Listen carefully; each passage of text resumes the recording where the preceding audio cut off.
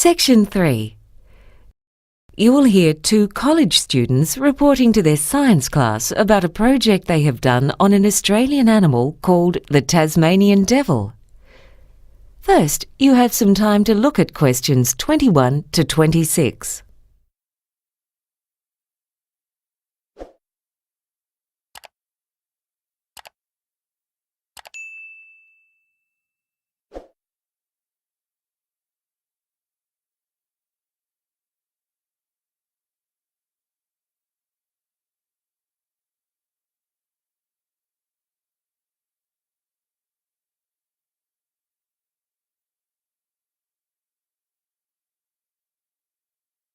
Now listen and answer questions 21 to 26. Hi everyone. For our assignment on a native animal, George and I chose that unusual Australian creature, the Tasmanian devil. Yeah. Actually, they don't deserve to be called devils, though they do have some strange habits. Anyway, as their name indicates, they're only found in the wild on the island of Tasmania. You can find them all over the island, including in the southwest rainforests and in coastal heath areas, but they're most commonly found in the forests where there's less rainfall in the eastern and northern parts of the island. In fact, they live any place where they can get shelter during the day and food at night. Some of you may have seen one in a zoo. They're about the size of a small dog and are covered with short, soft, black fur with white markings on some parts of their bodies. An adult male can weigh from 5 to 13 kilograms and a female from 4.5 to 9 kilograms. They've got a large head and neck with heavy limbs. They're called devils because of the terrible sounds they make at night. This has given them an undeserved reputation for being aggressive, whereas in fact they're fairly shy creatures. But this doesn't mean that they're tame or friendly enough to be pets. And like kangaroos, they carry their young in a pouch. They have babies only once a year, and then about 20 are born at one time, but at that stage they're only as big as a grain of rice.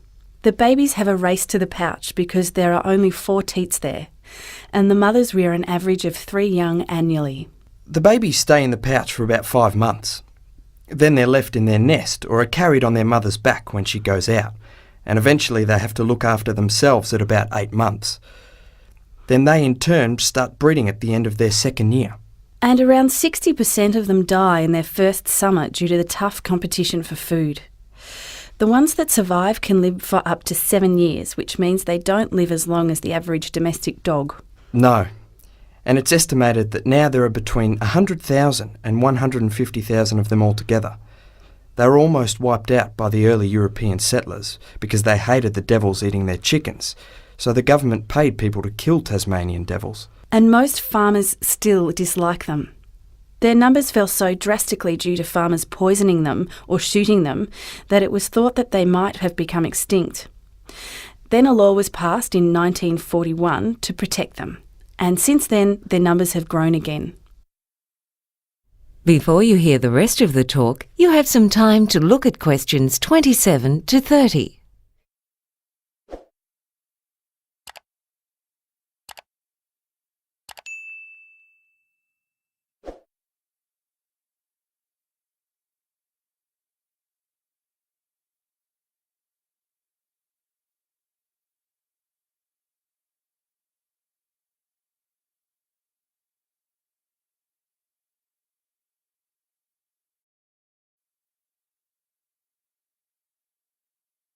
Now listen and answer questions 27 to 30.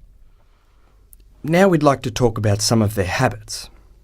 They live alone in places such as hollow logs, caves, or in burrows underground, which they line with bark, grass and leaves.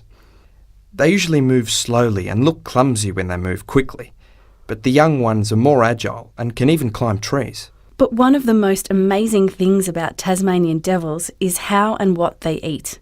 They've got incredibly strong teeth and jaws, so a large male can give you a bite as strong as a 50-kilogram dog. But don't worry, they don't eat people. Some farmers complain about them taking young lambs, but their diet consists predominantly of animals that have already died.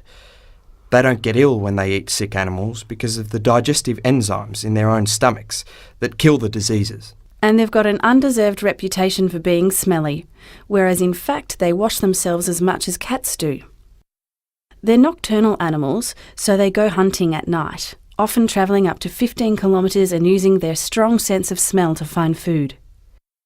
They eat all kinds of animals, and they eat everything, including fur, and leave nothing behind except the largest bones. Yeah, there can be up to 22 of them feeding off one carcass at the same time, and they're very greedy, noisy eaters.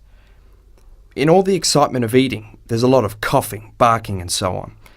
It's quite common for them to bite each other to decide who can eat first, who goes second and so on. And they've got an incredible appetite.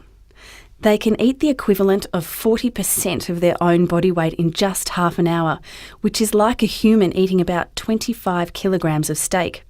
And they make really good use of their strong, blunt teeth. When they're frightened, they show them by yawning, which is more effective than biting or barking. But the only serious fighting that takes place is when they're looking for a mate. All in all, they're a fascinating little animal. That is the end of section 3. You now have half a minute to check your answers.